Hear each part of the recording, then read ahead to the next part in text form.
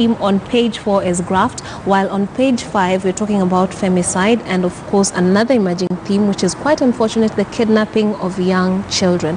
Recently there was a cleanup of the Nairobi River, and they discovered quite a number of bodies of children who had been murdered and dumped in that particular river, and because it's murky, nobody really noticed it. Now, we had leaders protesting against that killing, and do you feel this is we're moving in the right direction, because we've always been talking about the deaths, the killings, the murders, the gory details, but now we're having leaders coming out to talk about it? I'll start with you, Shilundu. The story about killings, I'm not sure we're getting the correct story.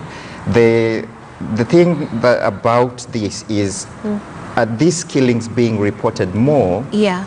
Or is there a surge in the killings? Exactly. So that's what I'm not clear about. But any story about crime, any story that involves murder, death, it's a good story for the newspapers to sell. So that's how. But when leaders get involved, when they put it on the national conversation, when they put it in the daily conversation, that is something that makes even the police, the investigators, and the people who are committing this crime alert that these things are happening, and we have to pay more attention to this. Yes. I do remember we've had an investigative reporter here who has actually said there's nothing new right here. Like, women are killed a lot in this country, and it's quite unfortunate, and when you see them making the headlines, it's just a tip of the iceberg. Now, Dr. Booker, when you see this and possible action being reported, what do you make of it? I think one, I'd agree with Shiundu that the question about whether it's the fact that it's now receiving a lot of media attention, or whether this has actually been happening, is what we would need to some investigation needs to be done around that. And I'm hoping that going forward, that in as much as we're just reporting on these cases of femicide, that we also go back to establish why is this happening. I think the reason behind it, and there have been lots of theories, a lot of people have come up, talk about the stress levels, talk about the economy and so on and so forth.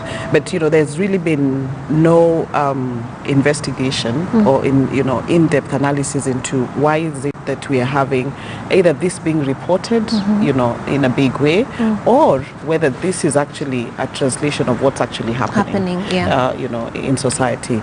I think besides just the fact that now we have leaders taking action against this, it would be important that the killing of women should not just be the voices against this should not just be women. And so when you just have women leaders being the ones that are focusing and pointing attention towards that, then it almost shows that one important aspect of society doesn't seem to see consider this it their problem. Consider it as their problem.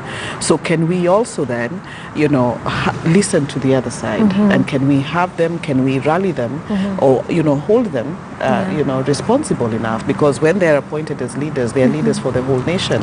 So we would want to see voices of our male leaders protesting against these killings. Speaking, and perhaps it might even go down well if they're speaking to men about these issues as well, not just women, because sometimes it may give the perception these are women issues, women talking about women issues. Stephen, just to give it context, we're being told leaders protest against killing, and this is now being termed, this is called the Embrace Women's Group, and they were giving a presser, and to quote Esther Prasaris, she did say that the fact that we're talking about the rights of girls, we're not saying that the boys do not have rights.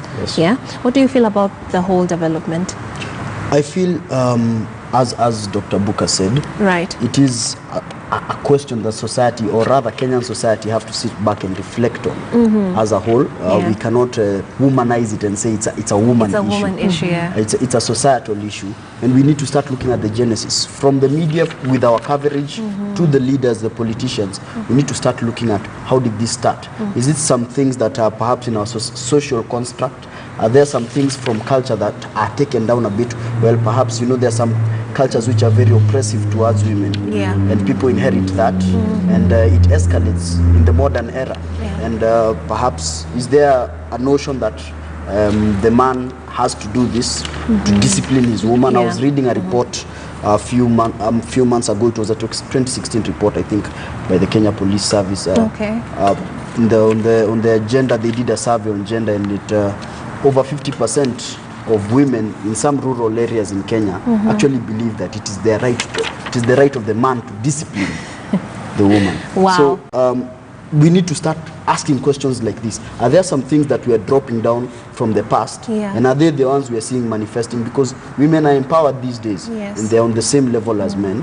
And are there some men who feel perhaps that is not destiny, that we have to bring them back, peg them back a few decades? Those are some of the questions, I think, even when media, when they focus on coverage and stories like this, because they lead towards tangible solutions. Yes, because we'll be looking at the root causes and therefore dealing with giving direction on the possible solutions.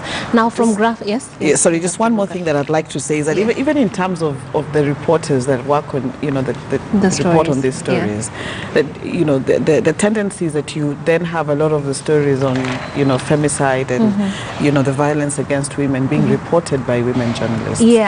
So could we also then think about diversifying, the reporters in the newsroom who report that, so that it's priority for male and female reporters alike? To handle this issue and also promote perspective as well as the type